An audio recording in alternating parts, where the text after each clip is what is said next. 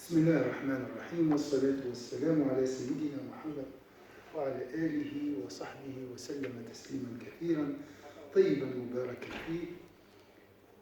La suite de l'exégèse du premier hadith des 40 hadiths Nawawi, donc et ses commentaires, donc la suite de ses commentaires, les bonnes intentions. Pour l'imam Nawawi, les bonnes intentions peuvent être classifiées en trois catégories. صفحة 21, la page 21. Agir par crainte de Dieu. Donc agir par crainte de Dieu, ce qui est valable. Agir par la crainte de Dieu, ce qui est valable. Le croyant craint la sanction et la punition divine. C'est l'attitude des esclaves selon le mot de l'imam An-Nawawi. Avant, il y avait les esclaves et la peur du fouet de son maître. Donc, on peut agir donc par crainte de Dieu. Ça, c'est une catégorie. Agir en vue de la récompense divine, d'être parmi les habitants du paradis. C'est une attitude religieuse de commerçant. Il attend toujours une compensation, un salaire. Elle est tout aussi valable, car Dieu précise que l'on doit agir par crainte et par attente d'une rétribution de sa part. Donc, nous avons deux catégories. On a vu deux catégories d'intentions, des bonnes intentions qui sont valables. La première, c'est... Et deuxième, agir par pudeur. Il y a les gens derrière, ça va, non? Je ne sais pas. On va faire pourquoi? S'il y a pas d'autres personnes, oui. Vous pouvez lire en arabe. Non? Les autres. أشرح بالعربية. بارك. سامحني. لا ما مشكلة. إذن النية الأولى خوفا من الله وهي نية صادقة وصالحة. النية الثانية طمعا في الجنة. النية الأولى نية العبد يخاف من سيده. أو النية الثانية هي نية التاجر يرجو دائما الجزاء والعوض. نعم. النية الثالثة أن يتصرف ويعمل حياء من الله عز وجل. عبد الرحمن. حياء من الله. Donc la troisième, c'est agir par pudeur vis-à-vis de Dieu, avec une sorte de réserve respectueuse. Un tel croyant considère qu'il a une obligation de reconnaissance envers son Créateur. Le hadith numéro 36 expliquera davantage cela. النية الثانية عليه السلام. النية الثالثة نية الحياة، يعني الإنسان والله يقول لك يعني عيب واحد ربي عطاني النعم هذه ما نصليش، لا يرجو شيء، لا فقط حياء من الله، هذه نية عالية. Donc il n'attend rien ici, c'est par pudeur. Il a dit Allah m'a donné la santé, il m'a donné l'argent. C'est honteux de ne pas faire, c'est du non-respect de ne pas prier. Donc il prie par pudeur et par respect à la grandeur d'Allah Azza wa Jalla. يعني يعبد الله يعني تعظيما لمقامه وأما من خاف مقام ربه حياء من الله عز وجل. Son cœur est plein de crainte. Bien sûr, la crainte, la pudeur comprend la crainte et le respect d'Allah Azza wa Jalla. Son cœur est plein de crainte, car il ne sait si son action sera acceptée ou pas. D'accord?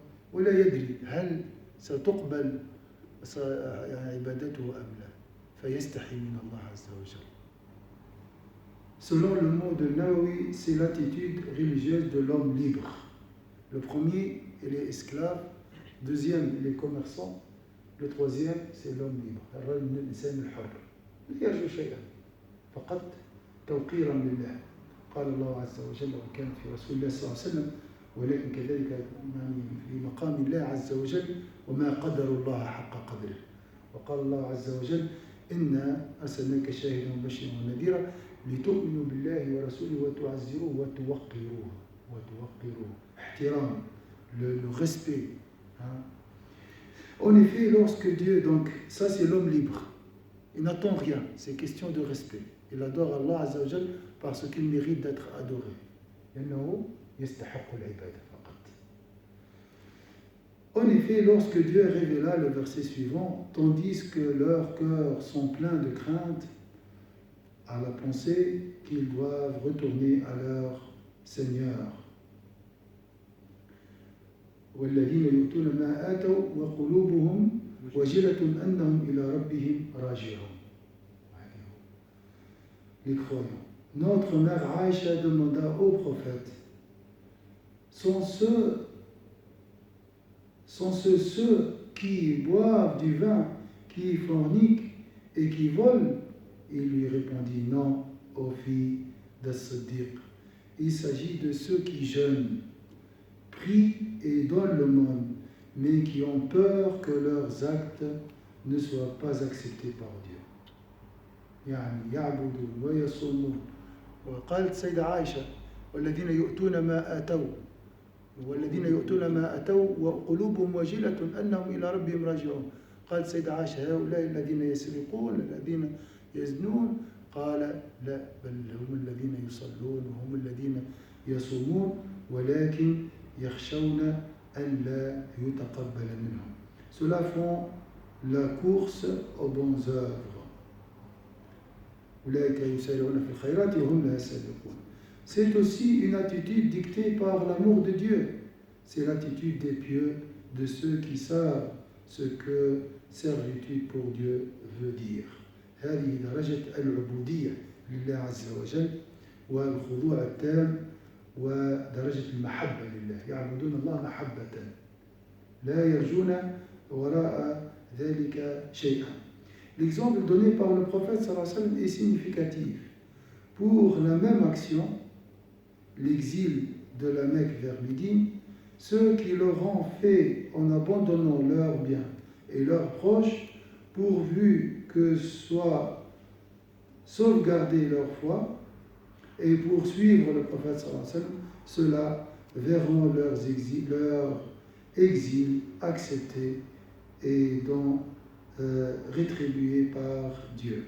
Et celui qui l'aura fait d'abord et essentiellement pour épouser une femme qu'il aimait ou quelque bien matériel convoité ne gagnera rien de son exil auprès de Dieu. Il est donc fondamental de savoir que l'intention est capitale dans l'acceptation des actes par Dieu. Donc, si tu pries par crainte, Inch'Allah, ta prière est acceptée. Si tu pries en attendant la récompense d'Allah Azza wa Jalla, ta prière est valable, Inch'Allah. Si ton intention est valable. Et si tu pries avec l'intention de respecter la grandeur d'Allah Azza wa Jalla par pudeur, par amour, par servitude, Allah Azza wa Jalla, ça c'est encore mieux. À la lecture de ce qui précède, le croyant risquerait peut-être d'hésiter pour faire de bonnes œuvres. Alors là, tu dis, تردد أنا لماذا أقوم بهذا العمل؟ هل أفعله خشية أو طمعا أو حياء؟ ماذا يفعل؟ Craignant de tomber dans les défauts décrits ci-dessus, il faut cependant éviter ce danger, celui de ne rien faire ou d'abandonner l'acte par peur de voir son intention détournée ou insuffisamment orientée. عفوا هو قال هنا bien sûr l'intention qui n'est pas valable, qui anéantit l'action, c'est lorsqu'on fait les choses par convoitise, en cherchant la notoriété, en cherchant les éloges des gens, et tout, donc, par ostentation, par exemple, ou pour un bien matériel. Dans ce cas-là, malheureusement, l'action n'est pas valable. إذا فعلنا وأطعنا الله لغير خشيته ولغير الطمع في طاعته ولا حياء، يعني لشهوة نفس، الله أعلم، رياء أو طمعا في مادة أو في كذا، فالعمل غير متقبل. هنا الأمر يدعو إلى التثبيت. Donc ça peut nous démotiver à faire le bien. يقول لك لماذا أنا ما لا، بالعكس قال هنا الشيخ فضيل بن عياض dit abandonner une action pour les hommes est de l'hypocrisie. Si tu délaisses, tu abandonnes une action par peur que les gens te regardent ou bien t'estiment, ça c'est de l'hypocrisie. Agir en vue des hommes est associationnisme. ترك العمل من أجل الناس رياء والعمل من أجل الناس شرك. طبعا شرك خفي، هنا ليس الشرك الأكبر. Et la pureté d'intention est d'être délivré et de l'un et de l'autre. والإخلاص هو أن لا تفعل الأمر لا رياء ولا شركا. Voilà. Est-ce que c'est clair ici, hein? Donc il ne faut pas, sous prétexte, oui, je veux être sincère, hein, je ne participe pas dans un groupe, je ne fais pas cette prière, je ne fais pas de rak'at de sunnah parce que mon frère va, j'ai peur d'être dans l'ostentation. Non, non, ça c'est pas. C'est une ruse de diable. هذا من فعل إبليس. تفعل وتجدد النية إن شاء الله. Donc il faut renouveler l'intention. Et donc il faut enfin insister sur le primat de l'intention sur l'acte. Il faut enfin insister sur le primat de l'intention sur l'acte. إذن عمل النية تسبق الفعل فلنركز عليها ونحرص عليها. S'il est vrai que le Coran insiste le plus souvent sur les deux éléments ensemble, donc ici les deux éléments ensemble, à titre d'exemple, ceux qui croient et pratiquent les bonnes œuvres. C'est ceux qui croient et pratiquent les bonnes œuvres. Donc, mais la priorité, c'est à l'intention. Donc, الأولوية للنية. رغم أن القرآن يركز على الاثنين، ولكن الأولوية في هذا الحديث للنية. Il n'est pas rare qu'il souligne particulièrement l'acte du cœur tout seul, soit comme une valeur en soi, soit comme la condition la plus essentielle du salut final. À titre d'exemple, ceux qui croient et pratiquent les bonnes œuvres. Sourate Al-Asr. L'exemple, الذين آمنوا وعملوا الصالحات. L'imam تدخل فيه النية. Exemple, se montrer respectueux des rites institués par Dieu, un acte de piété qui s'inspire de la piété des cœurs. ومن يعظم شعائر الله فإنها من تقوى القلوب. Sourate Al-Hajj. Un autre exemple, sauf pour celui qui viendra à Allah avec un cœur saint. Là, إلا من أتى الله بقلب سليم. فاعتبر أن عمل القلب عمل في ذاته. Donc l'action, l'intention elle-même, c'est une action.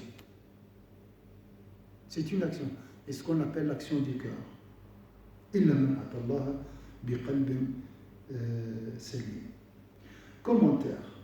Intention et action. De cette importance capitale de l'intention, l'imam al-Bukhari puis l'imam al-Nawawi, à sa suite, a placé ce hadith en tête de son recueil. Donc dans ce hadith, dans ce livre qui s'appelle bien sûr Sahih al-Bukhari, si tu ouvres le premier hadith,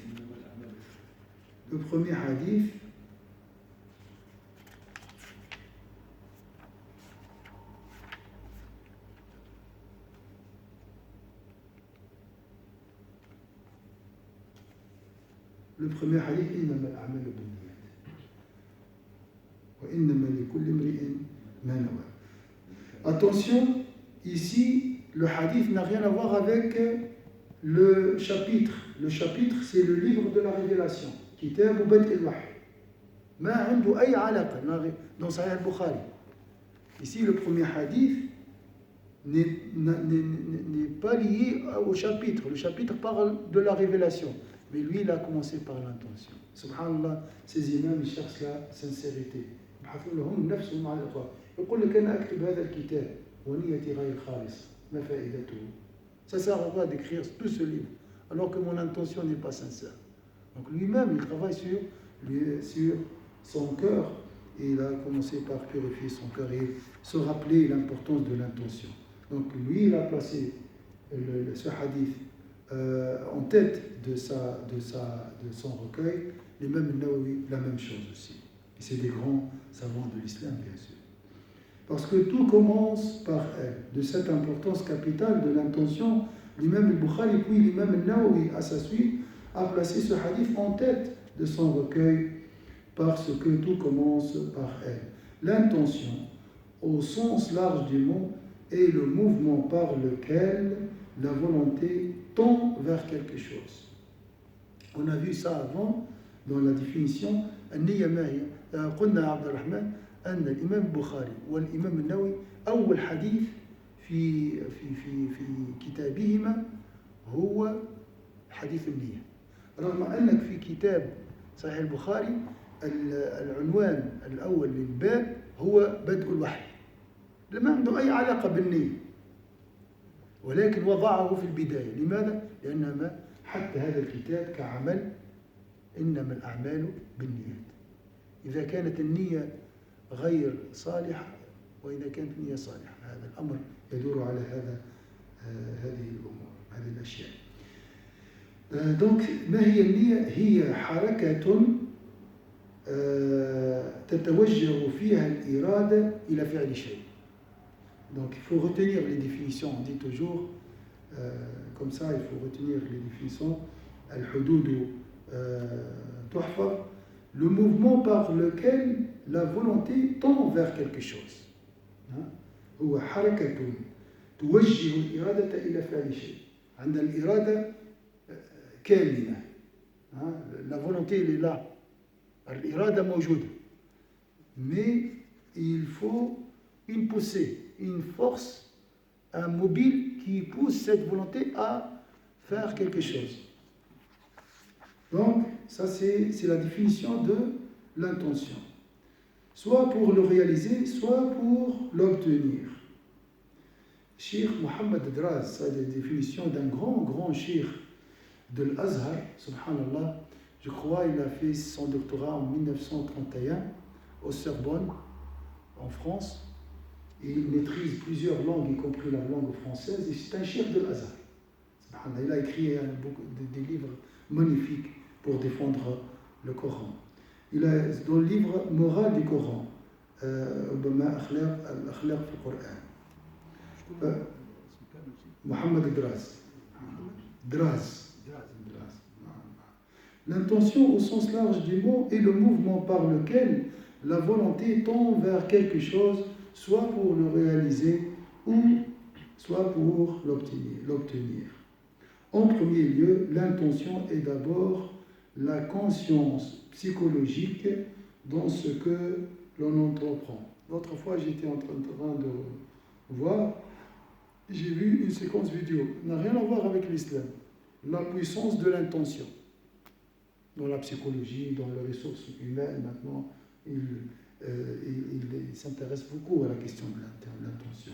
En premier lieu, l'intention est d'abord la conscience, l'wa'i, al-nafsi, psychologique, dans ce que l'on entreprend, c'est-à-dire la présence de l'esprit à ce que l'on dit ou fait. Aussi, il y a un autre mot très utilisé à la mode aujourd'hui, s'appelle la conscience. J'ai oublié le reste. La présence de conscience ou quelque chose comme ça. D'être présent dans l'action. Oui, mais il y a la présence et la conscience. La présence de la conscience, je crois. Lorsque tu fais la chose, comme si tu dois dire « je suis en train de lire le livre » intérieurement, pour être présent. Je suis en train de voir le micro. C'est une école. Hein? Bien sûr, pour eux, ça nous libère de la tristesse, ça nous libère des pensées négatives et tout. Si, c'est vrai, ça libère. Mais là, l'islam nous parle de quelque chose de plus haut encore, c'est l'intention liée à Allah Azza wa Jalla. En premier lieu, l'intention est d'abord la conscience, pas la prise de conscience, la présence de conscience, quelque chose comme ça. La conscience psychologique dans ce que l'on entreprend, c'est-à-dire la présence de l'esprit à ce que l'on dit ou fait. C'est la différence avec la situation dans laquelle nous sommes dans un état de distraction ou d'évanouissement. يصلي لا تقربوا الصلاة وأنتم سكارى قالوا بشرب الخمر أو بحب الدنيا حتى الدنيا خمر. L'amour de la dunya aussi ne détourne de l'accomplissement de la prière comme le vin. C'est une forme d'ivresse. D'accord? Donc, voilà, ça c'est l'importance de l'intention. Là, c'est une conscience psychologique. Wa'i bima taf'al. أن تكون واعيا بما تصنع. أنا أقرأ القرآن هنا لست هناك. Je suis ici en train de lire ce texte, d'accord? Je ne suis pas ailleurs. C'est ça, la conscience psychologique. C'est bien comme définition aussi. C'est ensuite la conscience morale, c'est-à-dire l'adhésion du cœur, la joie et l'empressement avec lesquels on accomplit son devoir. Ce sont là les qualités qui rendent nos actes agréés par Dieu. Donc la deuxième, l'intention aussi, c'est la conscience morale. Ça veut dire quoi? C'est comme la pudeur ici. Je suis en train de réciter le Coran, je pleure.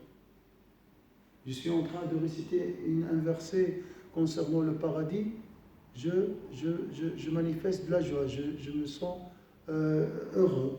Voilà, c'est ça. Donc c'est la réaction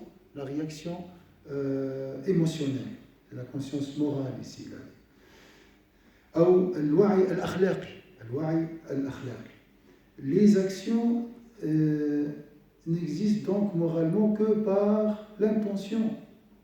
Les actions n'existent donc moralement que par l'intention.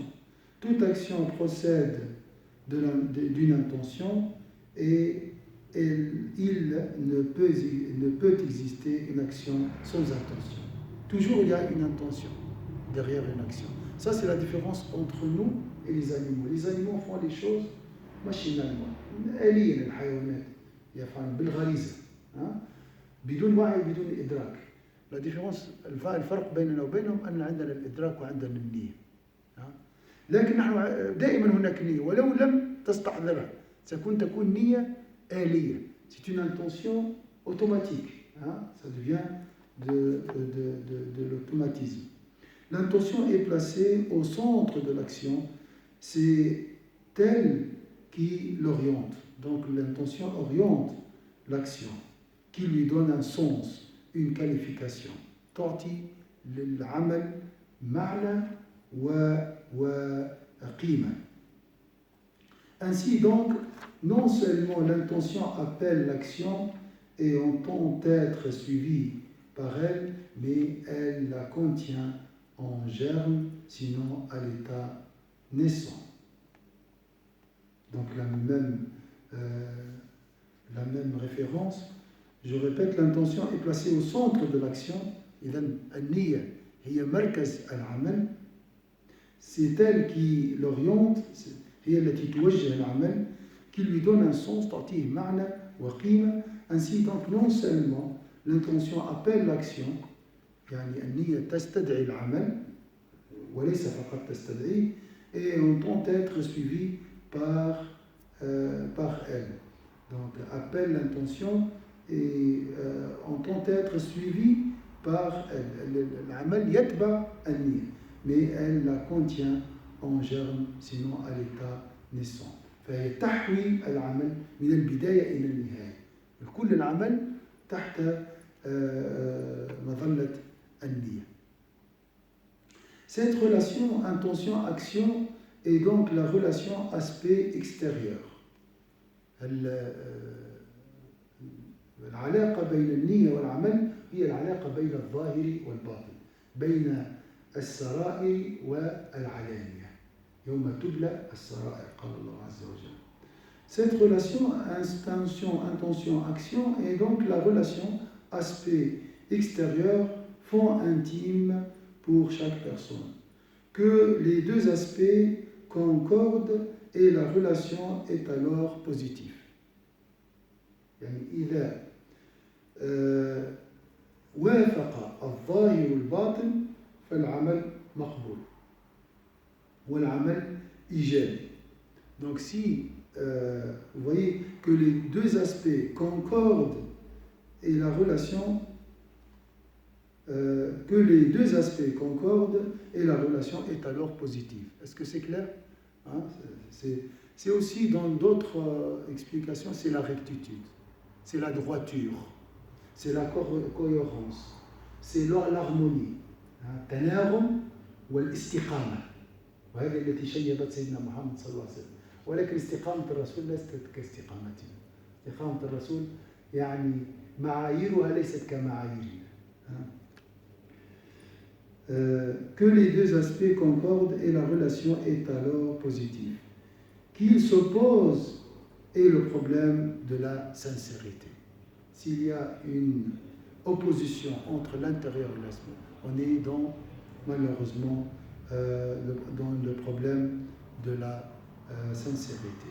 C'est ainsi que Dieu dit « Il en est parmi vous qui désirent les biens de ce monde ». Ici on parle des compagnons. D'autres aspirent plutôt à la vie future. L'action est la même.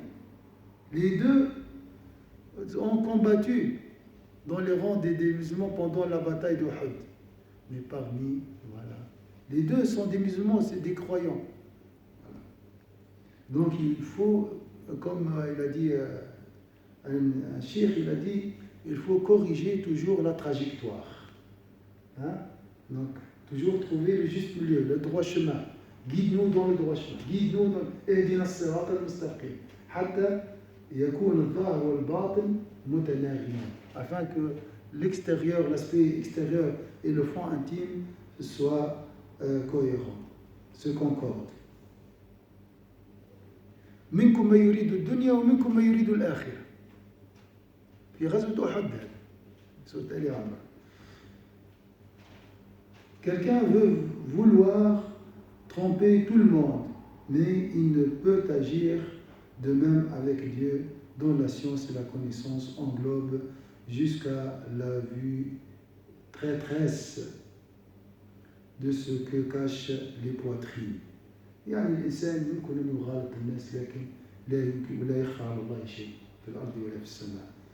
Donc quelqu'un peut vouloir tromper tout le monde, mais il ne peut agir de même avec Dieu dont la science et la connaissance englobent jusqu'à la vue traîtresse et de ce que cachent les poitrines.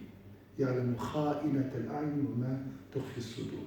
Le hadith vise donc à la mise en concordance entre l'intention et les actes, condition pour recevoir l'agrément divin.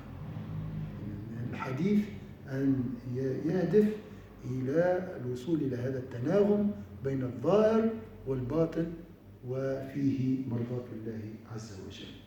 Ce hadith vise aussi à réviser les valeurs et leurs places respectives dans la hiérarchie qui les ordonne. Il y a à chaque fois cette volonté du prophète sallallahu alayhi wa sallam de remettre en ordre la hiérarchie des valeurs comme on le verra dans les prochains hadiths. Donc ici, la première valeur, si on peut dire, c'est la sincérité, c'est l'intention sincère. L'intention bonne et sincère est la condition première pour entrer dans la miséricorde divine. أول شرط للدخول في الرحمة الربانية هو الإخلاص، إخلاص النية. Suit ensuite l'acte qui devra être conforme aux normes définies par Dieu et son envoyé. وبعد ذلك العمل لابد أن يكون موافقا لما جاء به رسول الله صلى الله عليه وسلم ورب العزة. Tous les hadiths qui suivront s'appliquent à nous le montrer. Tous les hadiths qui suivront s'appliqueront à nous le montrer. Donc on va voir, tous les hadiths sont basés sur ce premier hadith. Les 40 hadiths, الأربعين حديث كلهم يستندون إلى هذا العمل. يعني تستطيع أن تأخذ.